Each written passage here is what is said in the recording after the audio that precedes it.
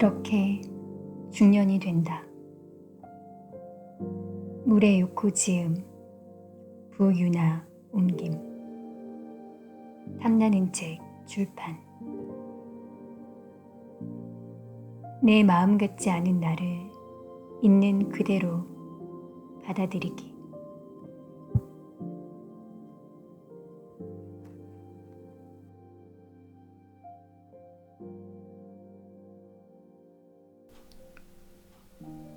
모든 것이 중년 품목이었다.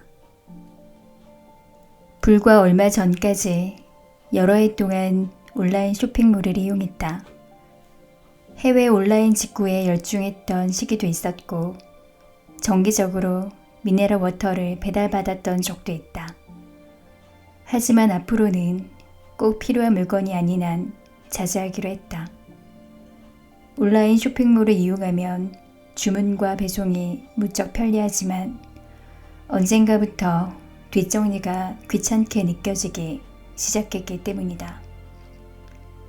대부분의 상품은 종이 상자에 포장되어 오는데 납작하게 펼치고 접은 상자 꾸러미를 끌어안고서 엘리베이터를 타고 1층까지 내려가 쓰레기 분리수거장까지 옮기기가 여간 피곤한 일이 아닌 것이다.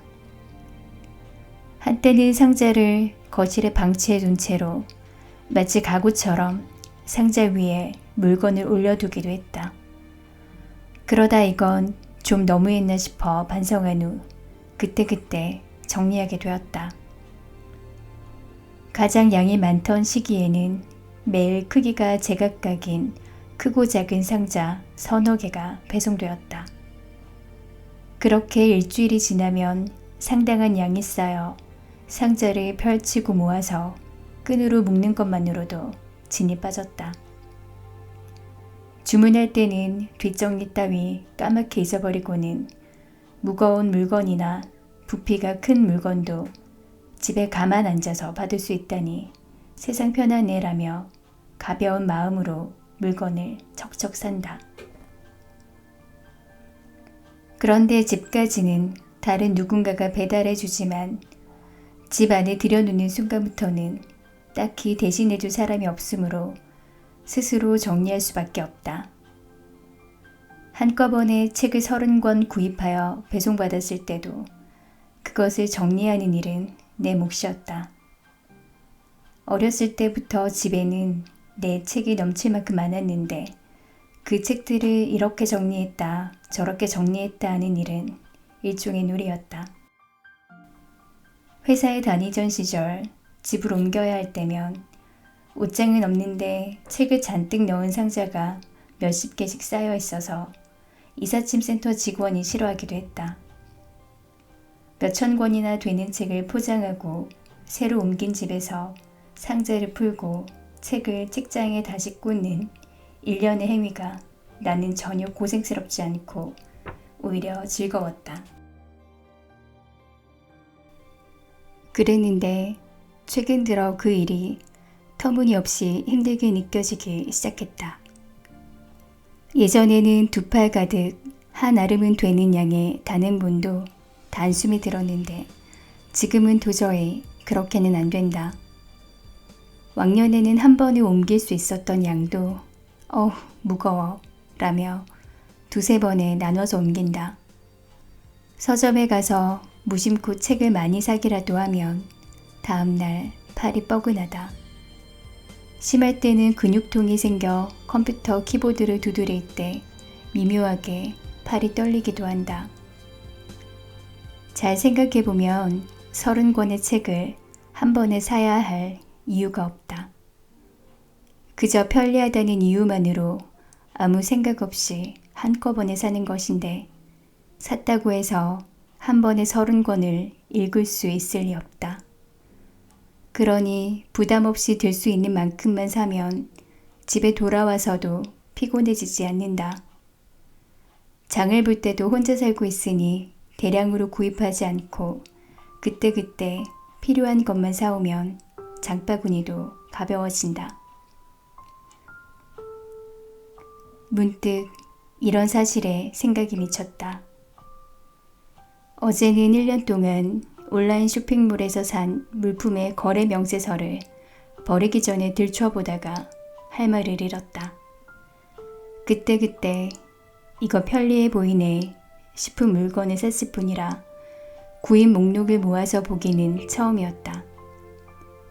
거기에 적혀있는 물건들은 돌려서 여는 뚜껑을 손쉽게 열 수 있게 도와주는 스위스제 도구, 독일제 독서용 루페, 도수가 플러스 1.00인 프랑스제 돋보기, 벚나무 수제 효자손 등등 그야말로 온통 중년 품목이었다. 왕년에 해외 온라인 쇼핑몰 빅토리아 시크릿에서 무늬가 화려한 레이스 속옷을 샀던 때가 있었다고는 믿어지지 않는다. 어울리지 않게 독일제라든가 프랑스제라든가 벚나무 수제라는 부분도 묘한 집착이 보여서 고리타분하다. 아, 정말로 중년이 되었구나. 정말 그런가 싶어 일상 속 모습을 되돌아봤다. 젊었을 때는 슈퍼마켓에서 스탬프를 모으면 할인을 해주는 서비스도 필요 없어요 라며 거절했다. 알뜰살뜰하게 모으는 사람을 보면 쪼잔하다고 비웃기까지 했다. 하지만 지금은 장바구니 특전 서비스 스탬프를 절대 잊어버리지 않고 받아서 10개를 모으면 100엔을 할인받는다. 구입 금액에 500엔마다 한 장씩 주는 스티커를 60장 모으면 1000엔을 할인받을 수 있다. 이쯤 되면 필사적으로 모은다. 구입 금액이 커서 10장이 넘는 스티커를 띠지처럼 길쭉하게 줄줄이 붙은 상태로 받은 날에는 집에서 하나하나 스티커 적립 카드에 붙이며 우와, 이렇게나 많이 모았어 라고 가슴이 떨릴 정도로 기뻐한다. 스티커를 받으면 이런 거 뭐에다 써? 라며 바로 휴지통에 던져버리던 옛날의 내 모습이 스스로도 믿어지지 않는다. 할 수만 있다면 그때 버렸던 스티커들을 되찾아오고 싶은 기분이다. 올해로 내 나이는 49이다. 내년이면 경사스럽게도 50살이 된다. 주변에 아이가 있다면 아이의 성장을 보면서 내 나이를 헤아려 보곤 했겠지만 대조의 대상이 되는 무언가가 내게는 없다.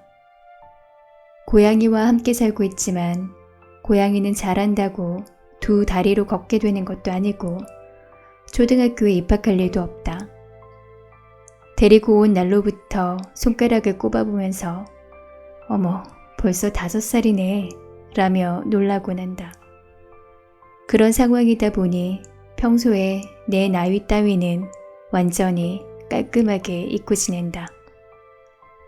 출퇴근을 한다면 주위에 있는 남녀 직장인들의 모습과 대조해보며 사회인이라는 자각을 매일 할지도 모르지만 집에서 일하는 직업을 갖고 고양이와 함께 꾸물꾸물 지내는 신분으로는 솔직히 말해서 시간이 멈춘 것과 마찬가지다.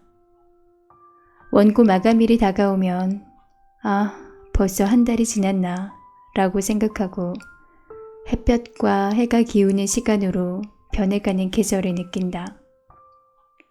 날짜를 정확하게 인식하는 날은 마감일 뿐이고 나머지 날들은 느긋하게 시간을 보낸다. 세상의 시간과 나의 체내시계 사이에는 시차가 있다. 사회인보다는 학생의 기분에 가깝다. 하지만 학생의 기분이라는 것도 훌륭한 착각이다. 슈퍼마켓에서 주는 할인 행사용 스탬프나 스티커를 열심히 빠뜨리지 않고 모으고 중년을 위해 만든 편리한 도구가 필요해졌고 체력과 근력이 떨어진 여성이 되었기 때문이다. 연령을 따져보더라도 물론 갱년기 한가운데다. 한 달에 한 번 찾아오는 그날은 썰물대 같은 느낌으로 주기도 불안정해져서 느닷없이 안녕 인사하며 찾아와 으아, 왜 하필 지금이래 하고 할 말을 잃게 만든다. 안구 건조증에도 시달리고 있으며 2년 전에는 원래부터 있었던 민감 피부 트러블이 지금까지와는 차원이 다르게 심해진 적도 있다. 예전부터 안정 피로도 있어서 일하는 시간이 길어지면 눈이 피로해져 갑자기 눈물이 뚝뚝 떨어지기도 하고 담배 연기가 날아오면 눈이 따갑다. 보존제를 넣지 않은 일회용 안약을 한 번만 넣으면 증상이 완화되어서 얼음얼음 순간순간을 모면하며 지내고 있다. 피부는 조금 안정되었지만 화학 염료로 염색한 옷이나 속옷을 입으면 종류에 따라 피부가 새빨개지면서 가렵다. 속옷의 솔기에 닿아도 트러블이 생기고 무명으로 만든 파자마도 염료나 무언가 가공이 맞지 않은 것을 입으면 피부가 따끔거린다. 그러면 신경이 곤두서서 도저히 참을 수가 없다. 마음에 들었던 파자마도 어느 날부터 따끔거려서 무표백 더블거주 원단으로 만든 파자마로 바꿨더니 증상이 사라졌다. 평소 입는 티셔츠도 오가닉 코튼에 아주 염료를 사용하지 않은 것으로 바꿨더니 증상이 나타나지 않았다. 하지만 이런 제품은 안타깝게도 디자인도 색상도 그저 그런 물건이 많다. 피부에 좋지 않다는 립스틱 색이 아름답고 피부에 안전하다는 립스틱 색이 별로이거나 보기에 예쁜 구두가 신었을 때 반드시 편하지만은 않은 것과 마찬가지다. 멋을 위해서는 참을 수 있다며 불편한 구두를 발에 굳은 살이 생겨도 아랑곳하지 않고 신을 때도 있었지만 이제는 더 이상 그런 짓은 절대로 못한다. 기분이 좋지 않은 일은 무조건 피하고 싶은 마음이다. 이전에는 눈이나 피부에 어떤 문제가 생겨도 단순히 눈이 건조하고 피부가 따가운 증상일 뿐이라고 여기고 넘어갔는데 이것도 갱년기 증상 중 하나라는 생각이 들기 시작했다. 내 증상은 이 정도에 그치지만 주변의 이야기를 들어보면 증상이 심각하여 병원에서 치료를 받아야만 할 정도인 사람도 있다고 한다. 나보다 3살 많은 친구에게는 7해 전부터 일상생활에 지장을 줄 정도로 심각한 증상이 나타났다. 직접 운전해서 이동하고 싶어도 핸들을 잡을 수 없었다고 한다. 운전할 때 진땀이 흐르고 특히 고속도로를 달릴 때면 손까지 떨릴 지경이었다. 자동차를 직접 운전하고 외출했다가 도중에 속이 안 좋아지는 바람에 친절해 보이는 청년에게 부탁하여 가까운 주차장에 일단 주차하고 전철로 집에 돌아온 일도 있었다. 자동차 운전을 그만두어도 현기증 같은 증상이 나타났다. 병원에 가서 검사를 받아봐도 아무런 이상을 찾을 수 없었다. 본인은 아니라고 하지만 곁에서 지켜본 바로는 성격이 공격적으로 변한 것처럼 보이기도 했다. 그러다 최근 들어서야 겨우 조금씩 나아지면서 시내에서 가까운 거리라면 운전도 할 수 있게 되었다. 2살 많은 또 다른 친구는 이전까지 그런 일이 없었는데 4년 정도 전부터 변비에 자주 시달리고 밤에 잠을 푹 자지 못한다고 한다. 느닷없이 땀이 확 솟구쳐 나오거나 갑자기 으슬으슬 오한이 들기도 한다. 의욕도 별로 없다고 했다. 하지만 2사람 모두 조금씩 증상이 나아지고 있다. 이것도 하나의 산을 넘는 과정인지도 모르겠다. 아직 일상에 지장을 줄 만한 증상을 경험해보지 않은 나로서는 이제나 저제나 하며 언제 겪을지 몰라 불안한 마음이다. 하지만 한편으로는 이 정도 상태라면 어쩌면 생활에 지장을 줄 만큼 심한 증상은 나타나지 않을지도 몰라 라고 안심하는 구석도 있다. 그래도 앞으로 과연 어떻게 될지는 전혀 알 수 없다. 중년을 위한 도구를 나는 소중하게 사용한다.